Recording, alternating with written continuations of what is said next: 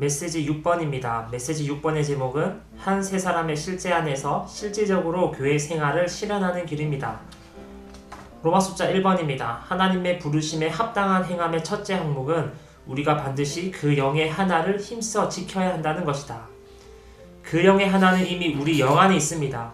이 하나는 이미 우리 안에 있는 것입니다. 그러므로 우리는 이 하나를 달성하거나 얻거나 받을 필요가 없습니다. 오늘날 우리에게 필요한 것은 우리가 이미 얻은 것을 지키고 보존하고 유지하는 것입니다. A번, 전류가 전기 자체이듯이 그 영의 하나는 그 영 자신이시다. 우리가 주 예수님을 믿었을 때 놀라우시고 다함이 없으신 이 영께서 우리 안에 하나로서 오셨다. B번, 요한일서 3장 14절과 15절은 형제들에 대한 사랑이 우리 안에 영원한 생명이 있다는 증거임을 말해준다. 그러므로 진정한 하나는 우리 안에 계신 그 영 자신이시다. C번, 참된 그리스도인은 모두 이 하나를 갖고 있다. 이 하나는 다름 아니라 모든 것을 포함하시며 생명을 주시는 놀라우신 영으로서 우리 안에 계신 살아계신 주님 자신이시다. 이제 오늘날 우리에게 필요한 것은 이 하나를 받거나 얻는 것이 아니라 이 하나를 지키고 유지하고 보존하기 위해 힘쓰고 애쓰며 분투하는 것이다. 로마 숫자 2번은 아주 실행적인 교통입니다. 여기에서 우리는 5가지 문구가 있음을 볼 수 있습니다. 로마 숫자 2번입니다.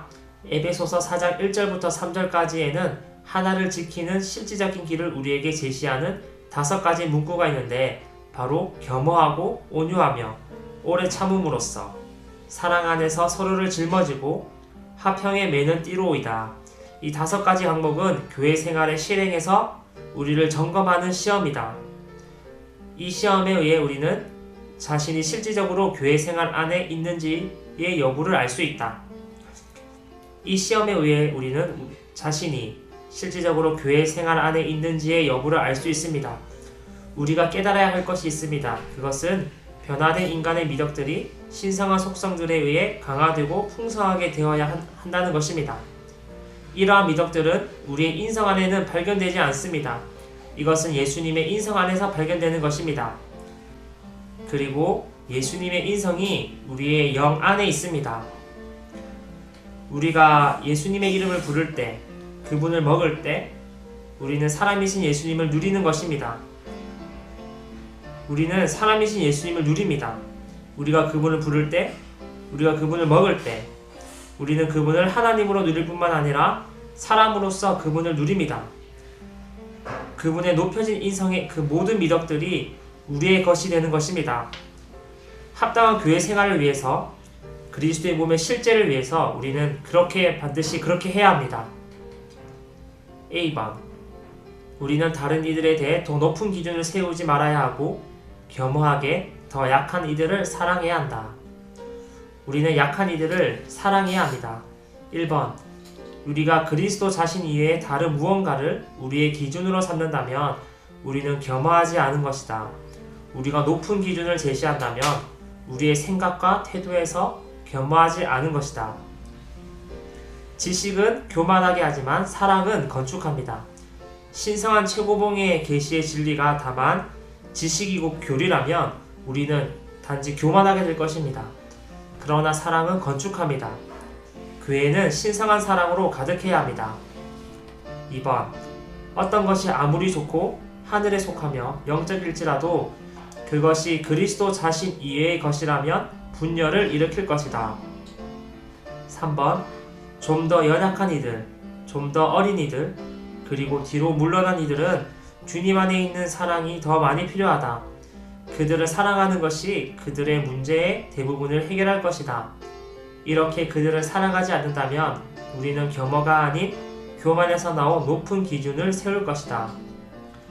우리는 아주 뛰어난 영적인 사람들과 함께 하기를 좋아합니다. 그러나 그들은 사랑이 별로 많이 필요하지 않습니다. 좀 더 연약한 이들, 좀 더 어린 이들, 그리고 뒤로 물러난 이들이 사랑을 더 많이 필요로 하고 있습니다. 그들을 사랑하는 것이 그들의 문제의 대부분을 해결할 것입니다. 이렇게 그들을 사랑하지 않는다면 우리는 겸허가 아닌 교만에서 나온 높은 기준을 세울 것입니다. 우리는 교만에서 나온 높은 기준을 세워서는 안됩니다. 우리는 겸허해야 합니다. 사랑은 질투하지 않습니다. 사랑은 악을 품지 않습니다. 사랑은 결코 사라지지 않습니다. 그리고 사랑은 우세합니다. 사랑은 결코 사라지지 않습니다. 믿음과 소망과 사랑은 계속 있을 것이지만 그 중에서 가장 큰 것은 사랑이라고 고린도전서 13장은 말하고 있습니다. 그러므로 우리는 약한 이들, 더 어린 이들, 뒤로 물러난 이들을 사랑해야 합니다. B번, 우리는 반드시 우리 자신을 희생하여 태도에서 온유해야 한다. 우리는 우리 자신을 위해 논쟁하지 않고 우리 자신을 위해서 변명하지 말아야 합니다. 얼마나 많은 때 우리는 우리 자신을 위해 변명합니까? 그러나 우리는 온유는 결코 자신을 위해 변명을 하지 않습니다. 3번, 온유하기 위해서 우리는 어떤 대우를 받든지 우리 자신을 희생해야만 한다. 교회 생활 안에서 우리는 절대로 가혹하거나 냉정하거나 잔혹한 태도를 가져서는 안 된다. 자아의 첫 번째 표현은 주관적이 되는 것입니다. 주관적이라는 것은 무엇입니까? 주관적인 사람은 어떤 사람의 생각에서 그 사람의 생각에서 어떤 일이 일어났을 때 이것을 외적으로 표현하는 것입니다. 이것이 사실이 아니라고 하더라도 어떤 사람의 생각 안에만 이것이 존재하는 것이라고 할지라도 그 사람은 이것을 주관적으로 받아들여서 이것을 말하는 것입니다. 많은 사람들은 자신들을 죄인이라고 생각합니다. 그러나 어떤 것을 결정할 때 그들의 목표를 할 때까지 그들은 자기의 것을 포기하려고 하지 않습니다. 만약 그것을 포기해야만 한다면 그들은 화를 냅니다. 이 화를 내는 것의 뿌리는 바로 주관적인 그러한 의지, 주관적인 관점 때문입니다. 그들은 주님께 기도해야 합니다. 주님, 이것은 당신의 손안에 있습니다. 이러한 주관적임이 이렇게 처리돼야 합니다. 그럴 때 우리는 화를 내지 않게 될 것입니다. 두 번째 자아의 또 다른 표현은 교만입니다. 자아를 모르는 사람은 교만한 사람입니다. 교만한 사람은 다른 사람들이 자기를 높이기를 원합니다. 세 번째는 자기를 사랑하는 것입니다. 자기를 사랑하는 사람은 자기 자신에게만 주의를 기울이고 다른 사람에게 주의를 기울이지 않습니다. 자기 자신만을 가장 중요하게 생각합니다. 자기 자신을 중심으로 생각합니다. 모든 주의를 자기에게만 기울입니다. 자아의 네 번째 표현은 바로 물질적인 것을 사랑하는 것입니다. 어떤 사람은 음식, 돈, 이러한 것들을 사랑합니다. 이런 것들이 바로 우상입니다. 화를 내는 것의 근원은 그 뿌리는 자아입니다. 우리는 자아를 모든 형태에 있어서 거절할 필요가 있습니다. 그리고 우리는 이것을 부인해야 합니다. 우리에게는 변화된 인성이 필요합니다. 우리는 겸허가 필요합니다. 신성한 속성으로 풍성하게 된 이러한 인간 미덕이 필요합니다. 이러한 신성한 속성들로 강화되고 풍성하게 된 미덕들이 필요합니다. 4번, 합당한 태도를 갖기 위해서 우리는 이기적이지 않아야 한다. 이기적이지 않은 것이 온유함과 온화함과 부드러움을 산출한다. 5번, 여러 지방의 교회들에서 많은 문제들이 주로 잘못되고 부주의하고 차갑고 가혹한 태도에서 비롯된다. 사탄은 교회를 공격하기 위해 언제나 부주의한 태도를 사용한다. 6번, 교회 생활을 하기 위해 우리는 교회 생활이 거칠지 않고 매우 섬세하다는 것을 배워야 한다. 예표에 따르면 교회는 고운 가루로 만들어진 단체적인 소재물, 곧 무교병이다. C. 오래 참음은 부당한 대우를 견디는 것이다. 오래 참음은 주로 우리가 하는 말과 관계있다. 1번, 어떤 형제가 우리를 부당하게 대할지 모르지만 주님의 영광을 위해 그리고 교회 생활의 유익을 위해 우리는 그것에 대해 한마디도 말해서는 안 된다. 우리에게 일어난 모든 일을 하나하나 입 밖에 내고 표현하고 이야기하는 것에는 오래 참음이나 인내가 요구되지 않는다. 인도하는 형제들이 다투는 것을 본다면 우리는 즉시 다른 형제에게 가서 그것을 이야기할지 모른다. 그러나 우리가 공과를 배웠다면 주님의 영광을 위해 그리고 그분의 교회의 유익을 위해 한마디도 말하지 않을 것이다. 3번, 우리가 이렇게 합당한 방식으로 우리의 말을 절제하기를 배운다면 우리는 교회 생활에서 참다라는 단어의 진정한 의미를 깨달을 것이다. 4번, 어떤 메시지를 들은 즉시 우리는 메시지를 전한 사람을 비판하기 시작할지 모른다. 그러나 우리가 공과를 배웠다면 메시지에 대해 어떻게 느끼든지 간에 교회 생활의 실행의 유익을 위해 사역에 관해 부정적인 어떤 것도 말하지 않을 것이다. 우리의 입은 성령의 통제 아래 있을 것이다. 5번. 우리의 말과 대화가 다른 그 무엇보다도 더 많이 교회를 손상시킨다.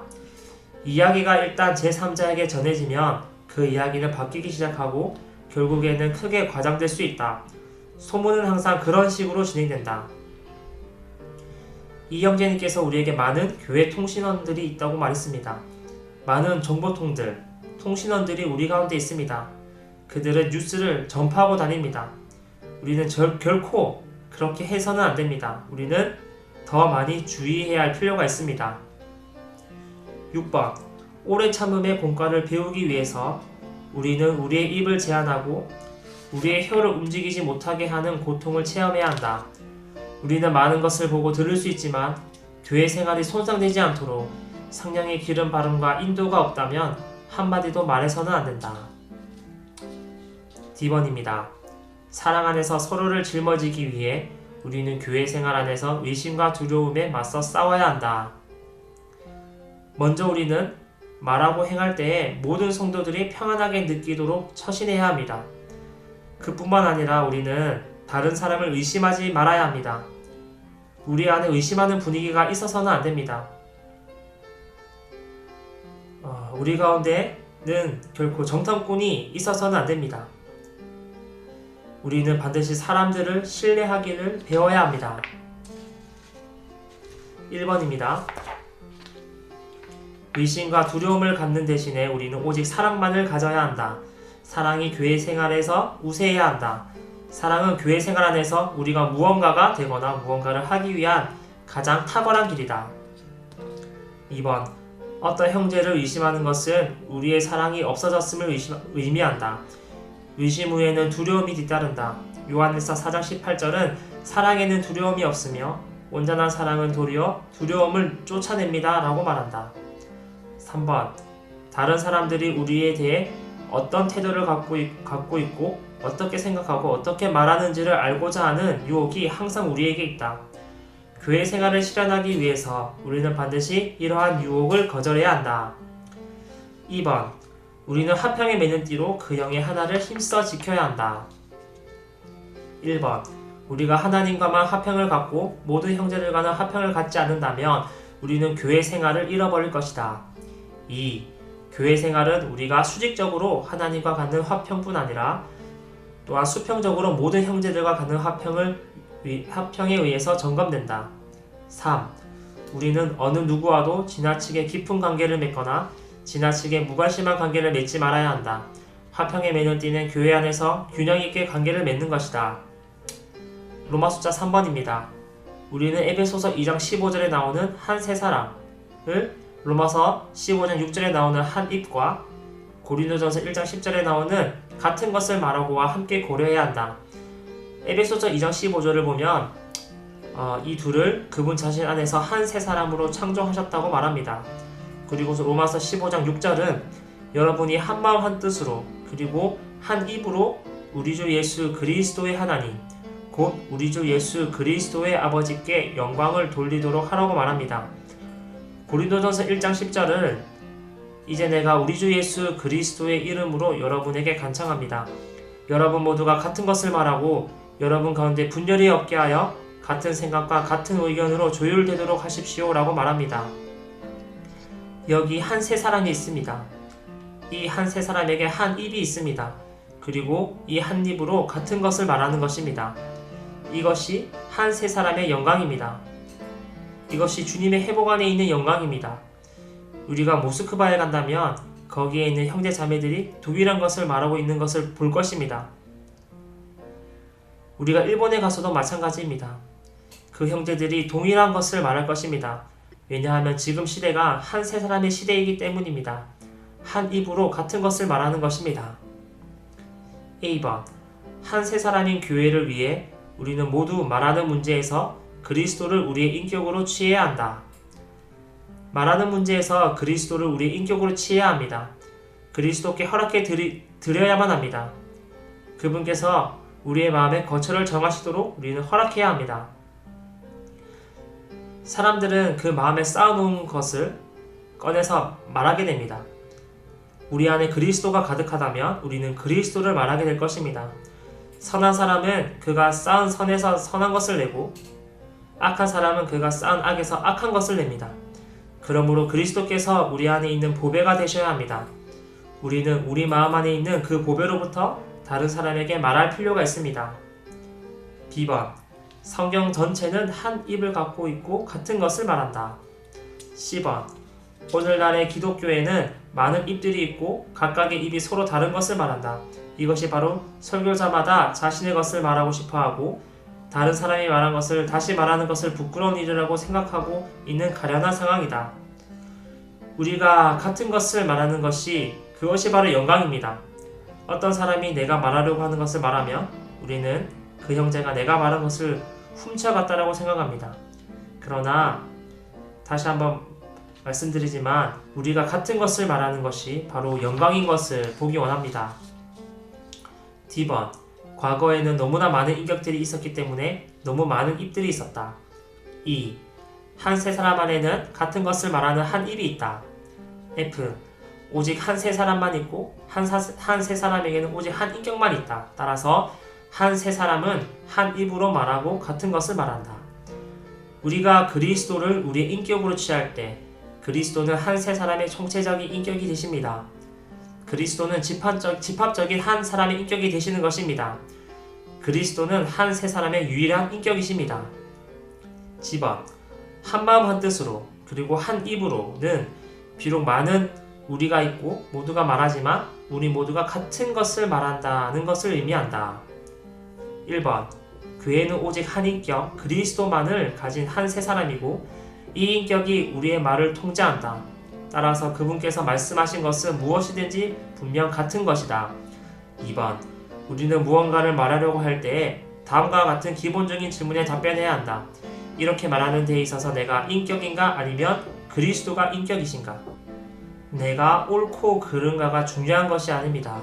중요한 것은 내가 말하는 것인가 아니면 그리스도께서 말하는 것인가입니다. 3번, 우리가 말하는 것에서 우리 자신을 인격으로 삼지 않고 그리스도께서 인격이 되시도록 허락해 드린다면 이럴 때 한 입이 있을 것이고 모든 사람은 같은 것을 말할 것이다. 고린도후서 2장 10절에서 바울이 말합니다. 내가 그 형제를 용서할 때 그리스도의 인격으로 용서했다라고 말합니다. 그 각주를 보면 그 인격은 그 눈언저리를 말한다고 말해줍니다. 눈언저리는 생각의 어떠한 내적인 것을 표현하는 부분입니다. 바울은 그리스도를 그의 인격으로 취했습니다. 주님과 친밀한 접촉을 한 사람이었습니다. H. 한 세 사람 안에는 오직 한 인격만 있고 오직 이 인격만이 말할 자유를 가진다. 모든 사람에게 다 말할 자유가 있는 것이 아닙니다. 그리스도만이 말할 자격이 있으십니다. 1번, 한 세 사람 안에는 우리가 우리 자신의 것을 말할 자유가 없다. 2번, 주 예수님께만 말할 절대적인 자유가 있고 우리의 타고난 사람은 말할 자유가 조금도 없다. I번, 비록 많은 우리가 있고 우리가 여러 곳들에서 왔지만 우리는 모두 한 입을 갖고 있고 같은 것을 말한다. 이것은 우리가 모두 한 인격을 가진 한 세 사람이기 때문이다. 우리에겐 한 인격이 있습니다. 이것은 정말 기적과 같은 것입니다. 우리 모두가 같은 것을 말한다는 것은 우리가 그리스도를 한 인격으로 취한다는 것을 말합니다. 이 한 세 사람 안에는 한 입이 있습니다. 이 한 입으로 우리는 같은 것을 말합니다. 우리는 오직 그리스도만을 말하는 것입니다. 그리스도가 바로 총체적인, 집합적인 한 인격이십니다. J. 우리가 그리스도를 머리로 붙든다면 오직 그분만이 머리이신 것을 인정하고 그분의 권위 아래로 완전히 들어간다면 우리는 성경을 다르게 해석할 수 없을 것이다. 1번, 누군가가 머리이신 분을 붙들지 않을 때 차이점들이 발생할 것이다. 왜냐하면 그리스도께서 한 지체에게는 이렇게 말씀하시고 다른 지체에게는 저렇게 말씀하실 수가 없을 것이기 때문이다. 그리스도는 몸 안에서 유일한 건의이시다. 모든 지체들의 위치는 머리이신 분을 붙잡고 그분을 모든 것에서 유일한 최고의 권위로 인정하는 것이다. 마지막 K번입니다. 오직 한 종류의 사역만이 건축하고 결코 분열을 일으키지 않는데 바로 하나님의 경륜의 유일한 사역이다. 1번 사람의 교만은 언제나 자신을 다른 사람들과 다르게 만들기를 좋아한다. 여러분이 어떤 것을 말하면 나는 나의 교만으로 인해 여러분이 말한 것을 결코 말하려고 하지 않을 것이다. 나는 여러분이 말한 것과 다른 무언가를, 곧 새롭고 더 좋은 무언가를 말하기를 원할 것이다. 이것이 자아이고 이것이 육체에 속한 교만이다. 2번 우리가 한 세 사람을 위해 영원한 하나 안에 보존될 수 있는 유일한 길은 동일한 것, 곧 하나님의 경륜을 가르치는 것이다.